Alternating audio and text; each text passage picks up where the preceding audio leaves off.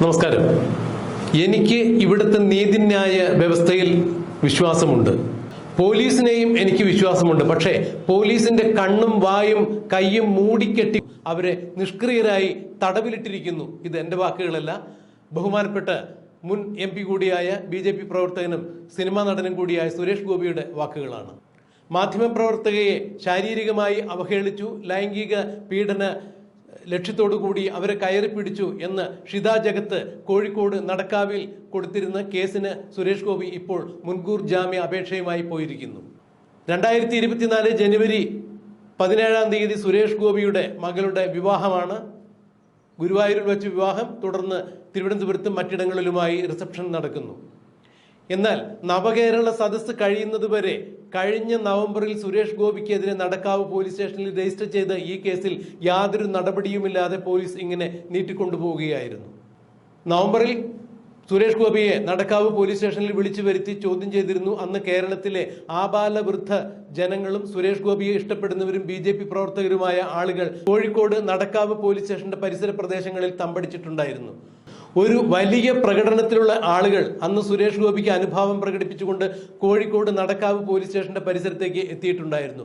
എന്നാൽ യാതൊരു വിധത്തിലും അനിഷ്ട സംഭവങ്ങൾ ഉണ്ടാകരുതെന്നും ആരും നിയമത്തെ കയ്യിലെടുക്കരുതെന്നും സുരേഷ് ഗോപി അന്ന് പറഞ്ഞിട്ടുണ്ടായിരുന്നു. സുരേഷ് ഗോപി നടക്കാവ് പോലീസ് സ്റ്റേഷനിൽ ഹാജരായി. പോലീസുകാർ ചോദിച്ച ചോദ്യങ്ങൾക്കെല്ലാം കൃത്യവും വ്യക്തവുമായ ഉത്തരം നൽകി. തിരിച്ച് അദ്ദേഹം സ്റ്റേഷനിൽ നിന്ന് ഇറങ്ങുന്നതിന് മുമ്പ് തനിക്ക് അനുഭാവം പ്രകടിപ്പിച്ചുകൊണ്ട് തന്നെ ഇഷ്ടപ്പെടുന്ന ആളുകൾ, തടിച്ചുകൂടിയ ആളുകൾ ഓരോരുത്തരായി പിരിഞ്ഞു പോകുന്നത് വരെ അദ്ദേഹം പോലീസ് സ്റ്റേഷനിൽ കാത്തിരുന്നു. ഈ ആളുകൾ എല്ലാവരും പോയതിനു ശേഷം മാത്രമാണ് അദ്ദേഹം പോലീസ് സ്റ്റേഷനിൽ നിന്ന് ഇറങ്ങിയത്. യാതൊരു കാരണവശാലും ജനങ്ങൾ തിക്കിത്തിരക്കി ഒരു അനിഷ്ട സംഭവം പോലും കോഴിക്കോട് തന്റെ പേരിൽ ഉണ്ടാകാൻ പാടില്ല എന്നുകൊണ്ട് തന്നെയാണ് സുരേഷ് ഗോപി അത്തരത്തിൽ ഒരു നടപടി സ്വീകരിച്ചത്. അന്ന് വളരെ ശാന്തമായി തന്നെ സുരേഷ് ഗോപിയെ പോലീസ് ചോദ്യം ചെയ്തു. സുരേഷ് ഗോപി മടങ്ങിപ്പോയി.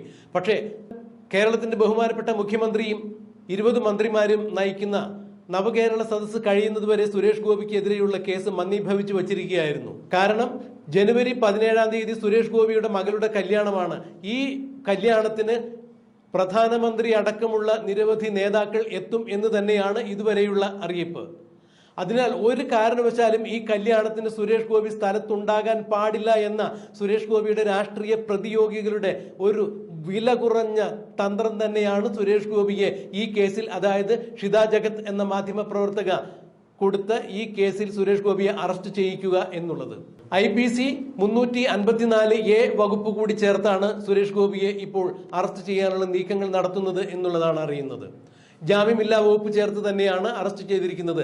മനഃപൂർവ്വം കരുതിക്കുട്ടി ലൈംഗികമായി പീഡിപ്പിക്കുക എന്നുള്ള ഉദ്ദേശത്തോടു കൂടി ഒരു പെൺകുട്ടിയുടെ ചുമലിൽ കൈവച്ചു. ഇതാണ് FIR-ൽ പറഞ്ഞിരിക്കുന്ന പ്രസക്തമായ ഭാഗങ്ങളിൽ ചിലത്. ഒരാളെ മനഃപൂർവ്വമായി ശാരീരികമായോ മാനസികമായോ അവഹേളിക്കുകയോ പീഡിപ്പിക്കുകയോ ചെയ്യുന്ന ഉദ്ദേശത്തോടു കൂടി അയാളുടെ മേൽ കൈവയ്ക്കുകയാണെങ്കിൽ അതിൽ IPC 354A അനുച്ഛേദം വന്നു കഴിഞ്ഞാൽ ജാമ്യമില്ലാ വകുപ്പായി മാറുന്നു എന്നുള്ളതാണ് നിയമവൃത്തങ്ങൾ ചൂണ്ടിക്കാണിക്കുന്നത്. അതുകൊണ്ട് തന്നെ ഇക്കാര്യത്തിൽ ഞാൻ ഇനി ഒരു കാരണവശാലും ജാമ്യം എടുക്കാൻ പോകുന്നില്ല. സുരേഷ് ഗോപിയെ ഏതെങ്കിലും തരത്തിൽ അറസ്റ്റ് ചെയ്യുകയാണെങ്കിൽ അത് രാഷ്ട്രീയപരമായി BJPക്ക് നേട്ടമാകും എന്ന് കണക്കാക്കിക്കൊണ്ട് തന്നെ സുരേഷ് ഗോപിയും BJPയും ആദ്യ സമയത്ത്, അതായത് നവംബർ മാസങ്ങളിൽ ഒരു കാരണവശാലും മുൻകൂർ ജാമ്യത്തിന് താൻ അപേക്ഷിക്കില്ല എന്ന് തന്നെയായിരുന്നു സുരേഷ് ഗോപി വെളിപ്പെടുത്തിയിരുന്നത്, BJP വെളിപ്പെടുത്തിയിരുന്നത്. എന്നാൽ ഇപ്പോൾ സുരേഷ് ഗോപിയുടെ മകളുടെ കല്യാണത്തിന് സുരേഷ് ഗോപിയെ എങ്ങനെയും അറസ്റ്റ് ചെയ്ത് അകത്തിടും. മകളുടെ കല്യാണം അലങ്കോലമാക്കുവാൻ വേണ്ടി CPM-ഉം പിണറായി വിജയനും അടക്കമുള്ള ചില ആളുകൾ, ചില പോലീസുകാരുടെയും ചില നിയമവൃത്തങ്ങളുടെയും ശുപാർശയോട് കൂടി തന്നെ ഇത്തരത്തിൽ ഒരു ഗൂഢമായ നീക്കം നടത്തുന്നു എന്നറിഞ്ഞ സുരേഷ് ഗോപി ഇപ്പോൾ ജാമ്യത്തിന് അപേക്ഷിച്ചിരിക്കുന്നു. ബഹുമാനപ്പെട്ട ഹൈക്കോടതിയിൽ ജാമ്യത്തിന് അപേക്ഷിച്ചിരിക്കുന്നു. ബഹുമാനപ്പെട്ട ഹൈക്കോടതി ജനുവരി 8 ഈ കേസിൽ തീരുമാനമുണ്ടാകും എന്നാണ് പറയുന്നത്. കേസ് കേൾക്കും എന്നാണ് പറയുന്നത്. ജനുവരി 8 ബഹുമാനപ്പെട്ട ഹൈക്കോടതിയിൽ നിന്ന് സുരേഷ് ഗോപിക്ക് ജാമ്യം കിട്ടിയില്ല എന്നുണ്ടെങ്കിൽ സുരേഷ് ഗോപിക്ക് സുപ്രീം കോടതിയെ സമീപിക്കേണ്ടതായി വരും. അങ്ങനെയെങ്കിൽ സുപ്രീം കോടതിയിൽ നിന്ന് ജാമ്യം കിട്ടുന്നതുവരെ സുരേഷ് ഗോപിക്ക് ഒരുപക്ഷെ ഒളിവിൽ തന്നെ കഴിയേണ്ടതായ അവസ്ഥ വരും. ഈ കേസിൽ സുരേഷ് ഗോപി അറസ്റ്റ് ചെയ്യാം എന്നുള്ളൊരു നിലപാടിലേക്ക് കാര്യങ്ങൾ നീങ്ങുകയാണെങ്കിൽ സുരേഷ് ഗോപിയുടെ മകളുടെ കല്യാണത്തിന് സുരേഷ് ഗോപിക്ക് പങ്കെടുക്കാൻ പറ്റാത്ത ഒരു സ്ഥിതിവിശേഷം സംജാതമാകും. ഒരുപക്ഷെ എതിരാളികൾ, അദ്ദേഹത്തിന്റെ രാഷ്ട്രീയ എതിരാളികൾ കണക്ക് കൂട്ടുന്നതും ഇത് തന്നെയാണ്. സുരേഷ് ഗോപിയുടെ മകളുടെ കല്യാണം ഏത് വിധേനയും താറുമാറാക്കുക. മകളുടെ കല്യാണത്തിന് അച്ഛനെ ആ സ്ഥലത്ത് നിന്നും മാറ്റി നിർത്തുക എന്ന വില കുറഞ്ഞ രാഷ്ട്രീയ തന്ത്രം തന്നെയാണ് ഇതിന് പുറകിലുള്ളത് എന്ന് തന്നെയാണ് ഇപ്പോൾ സുരേഷ് ഗോപിയുടെ അടുത്ത ചില വൃത്തങ്ങൾ സൂചിപ്പിക്കുന്നത്. ഇത് തന്നെയാണ് പിണറായി വിജയൻ സർക്കാർ മറുനാടൻ മലയാളി എന്ന മാധ്യമത്തിന്റെ ചീഫ് എഡിറ്ററായ ഷാജൻ സ്കറിയോടും ചെയ്തത് ഇത് തന്നെയാണ്. കുന്നത്തുനാട് MLA ആയ ശ്രീനിജൻ SC/ST അട്രോസിറ്റി ആക്ട് പ്രകാരം ഷാജൻ സ്കറിയയ്ക്ക് കൊടുത്ത കേസിൽ ജാമ്യം നേടുന്നതിന് വേണ്ടിയാണ് അദ്ദേഹത്തിന് സുപ്രീം കോടതി വരെ പോകേണ്ടതായി വന്നത്. Ernakulam first class judicial magistrate കോടതിയിൽ നിന്നും ഷാജൻ സ്കറിയ ജാമ്യം നേടുവാൻ വേണ്ടി ശ്രമിച്ചിരുന്നു. അവിടെ ജാമ്യം അദ്ദേഹത്തിന് അനുവദിക്കപ്പെട്ടില്ല. വീണ്ടും ബഹുമാനപ്പെട്ട കോടതിയിൽ ജാമ്യാപേക്ഷയുമായി ഷാജൻ സ്കറിയ പോകുന്നു. ബഹുമാനപ്പെട്ട ഹൈക്കോടതിയും ഷാജൻ സ്കറിയയ്ക്ക് ശ്രീനിജന്റെ കേസിൽ ജാമ്യം കിട്ടുന്നില്ല. SC/ST അട്രോസിറ്റി ആക്ട് നിലനിൽക്കുന്നതാണ് എന്നുള്ള ഒരു സംശയവും ഹൈക്കോടതിയും പ്രകടിപ്പിച്ചതോടുകൂടി ജാമ്യം കിട്ടാതെ വരുന്നു. വീണ്ടും അദ്ദേഹം സുപ്രീം കോടതിയിൽ പോകുന്നു. സുപ്രീം കോടതി ആ കേസെടുത്ത് ദൂരെ വലിച്ചെറിയുന്നു. സുപ്രീം കോടതിയിൽ വരെ പോയി ഷാജൻ സ്കറിയ ജാമ്യം നേടുന്നത് വരെ അദ്ദേഹത്തിന് മാറി നിൽക്കേണ്ടതായി വന്നു, ഒളിവിൽ കഴിയേണ്ടതായി വന്നു എന്നുള്ളതാണ് എടുത്തു പറയേണ്ട ഒരു വസ്തുത.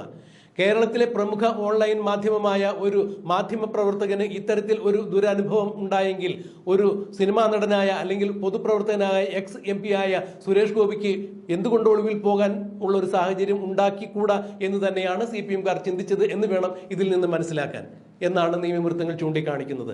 ഷാജൻ സ്കറിയയ്ക്ക് ഉണ്ടായതുപോലെ തന്നെ ഒരു നടപടി ഈ കാര്യത്തിൽ സുരേഷ് ഗോപിക്കെതിരെ ഉണ്ടാകും എന്ന് തന്നെയാണ് BJP-കാർ ഇപ്പോൾ പ്രതീക്ഷിക്കുന്നത്. അതുകൊണ്ട് തന്നെയാണ് സുരേഷ് ഗോപിയുടെ മകളുടെ കല്യാണത്തെ കരുതി മാത്രമാണ് സുരേഷ് ഗോപിക്ക് മുൻകൂർ ജാമ്യവുമായി അവർ ഹൈക്കോടതിയെ സമീപിച്ചിരിക്കുന്നത്. ബഹുമാനപ്പെട്ട ഹൈക്കോടതിയിൽ നിന്നും ഈ വരുന്ന 8-ാം തീയതി സുരേഷ് ഗോപിക്ക് ജാമ്യം കിട്ടിയില്ല എന്നുണ്ടെങ്കിൽ അദ്ദേഹത്തിന്റെ മകളുടെ കല്യാണ കാര്യങ്ങൾ കുറെ പരിങ്ങലിലാകും. ഇതാണ് ഏറ്റവും പുതിയ വിഷമം സുരേഷ് ഗോപിയെ സംബന്ധിച്ചിടത്തോളം. മാത്രമല്ല, ഭാരതത്തിന്റെ ബഹുമാനപ്പെട്ട പ്രധാനമന്ത്രി നരേന്ദ്രമോദി ഈ വരുന്ന 2-ാം തീയതി തൃശ്ശൂരിലിരുന്നു. 3-ാം തീയതി തൃശ്ശൂരിൽ 2 ലക്ഷം സ്ത്രീകളെ സംഘടിപ്പിച്ചുകൊണ്ട് നടത്തുന്ന നാരി ശക്തി യോജന എന്ന സംഗമത്തിൽ നരേന്ദ്രമോദി സംബന്ധിക്കുന്നു. ഈ യോഗത്തിൽ സുരേഷ് ഗോപി കൂടി സംബന്ധിക്കേണ്ടതാണ്. വരുന്ന ലോക്സഭാ തെരഞ്ഞെടുപ്പിൽ സുരേഷ് ഗോപി തൃശ്ശൂരിൽ നിന്നും സ്ഥാനാർത്ഥിയാകും എന്നുള്ളതാണ് ഇതുവരെ നിശ്ചയിക്കപ്പെട്ടിരിക്കുന്നത്. സുരേഷ് ഗോപിയെ ഏത് വിധേനയും ജയിപ്പിച്ച് പാർലമെന്റിൽ എത്തിക്കുക എന്നുള്ളത് തന്നെയാണ് BJP-യുടെ കേന്ദ്ര നേതൃത്വത്തിന്റെയും ലക്ഷ്യം. തിരുവനന്തപുരത്ത് നിന്നും തൃശ്ശൂരിൽ നിന്നും 2 പേരെയെങ്കിലും ഇക്കുറി BJP സ്ഥാനാർത്ഥികളായി പാർലമെന്റിൽ എത്തിക്കണം എന്ന് തന്നെയാണ് അമിത്ഷാ അടക്കമുള്ള കേന്ദ്ര BJP നേതാക്കളുടെ തീരുമാനം. അതുകൊണ്ട് തന്നെ നരേന്ദ്രമോദിയുടെ തൃശ്ശൂർ സന്ദർശനത്തിന് ഏറെ പ്രാധാന്യമുണ്ട്.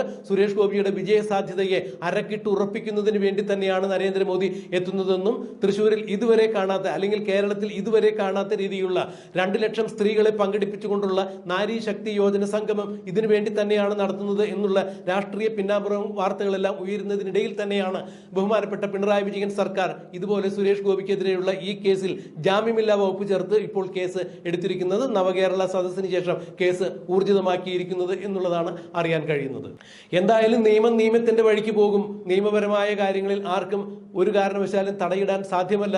നിയമത്തിന്റെ വഴിക്കും നിയമപരമായ മാർഗങ്ങളാണ് നിയമത്തിൽ കൈക്കൊള്ളേണ്ടത് എന്നുള്ളതിന്റെ അടിസ്ഥാനത്തിൽ തന്നെയാണ് ഇപ്പോൾ ഇനി ഒരിക്കലും ഞാൻ ഈ കാര്യത്തിൽ, അതായത് നിയമപ്രവർത്തകയെ ലൈംഗികപരമായി അവഹേളിക്കാൻ ശ്രമിച്ചു അല്ലെങ്കിൽ അപമാനിക്കാൻ ശ്രമിച്ചു, പീഡിപ്പിക്കാൻ ശ്രമിച്ചു എന്നുള്ള കേസിൽ ജാമ്യമെടുക്കില്ല എന്ന് പറഞ്ഞിരുന്ന സുരേഷ് ഗോപി മകളുടെ കല്യാണത്തിന്റെ ഒറ്റ വിഷയം മനസ്സിൽ കണ്ടുകൊണ്ട് തന്നെയാണ് അത് അലങ്കോലമാകാൻ പാടില്ല, കല്യാണത്തിന് താൻ ജയിലിലായിരിക്കാൻ പാടില്ല, താൻ സ്ഥലത്തുണ്ടായിരിക്കണം എന്നുള്ളതിന്റെ ഒറ്റ അടിസ്ഥാനത്തിൽ ഒറ്റ ആഗ്രഹത്തിന്റെ പേരിൽ തന്നെയാണ് അദ്ദേഹം ഇപ്പോൾ മുൻകൂർ ജാമ്യാപേക്ഷയുമായി പോയിരിക്കുന്നത്. പക്ഷേ ഏത് വിധേനയും സുരേഷ് ഗോപിയെ മകളുടെ കല്യാണ ആ ഒരു ആവശ്യത്തിൽ നിന്ന് മാറ്റി നിർത്തുക, അല്ലെങ്കിൽ ചുരുങ്ങിയ പക്ഷം നരേന്ദ്രമോദി തൃശ്ശൂരിലെത്തുന്ന അവസരത്തിലെങ്കിലും അദ്ദേഹത്തെ മാറ്റി നിർത്തുക എന്നുള്ള ഒരു ലക്ഷ്യത്തോടു കൂടി തന്നെയാണ് ഇപ്പോൾ കേസ് ഇത്രത്തോളം ഊർജിതമാക്കി മുന്നോട്ട് കൊണ്ടുപോകുന്നത് എന്നുള്ളത് തന്നെയാണ് ഇപ്പോൾ നിയമവൃത്തങ്ങളിൽ നിന്നും അറിയാൻ സാധിക്കുന്നത്.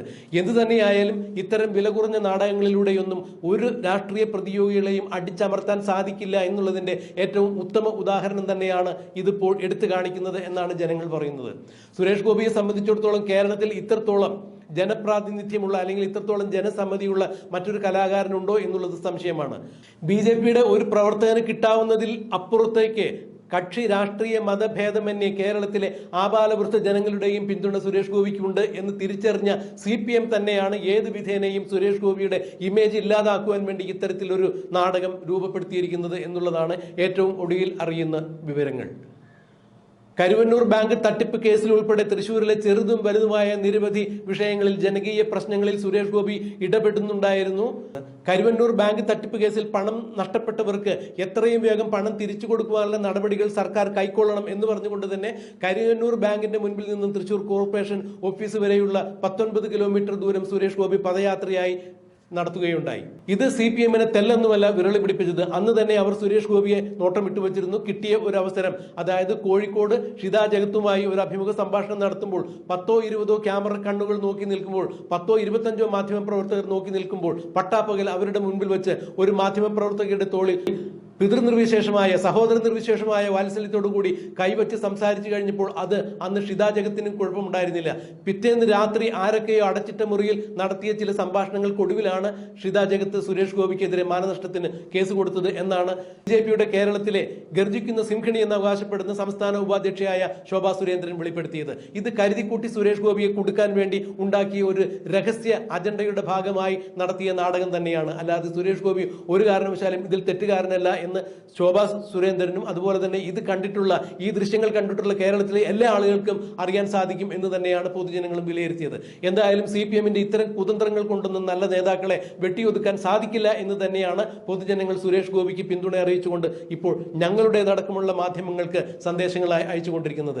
എന്തായാലും ഈ വരുന്ന 8-ാം തീയതി സുരേഷ് ഗോപിക്ക് ബഹുമാനപ്പെട്ട ഹൈക്കോടതി ജാമ്യം കൊടുക്കും എന്ന് തന്നെ പ്രതീക്ഷിക്കുന്നു.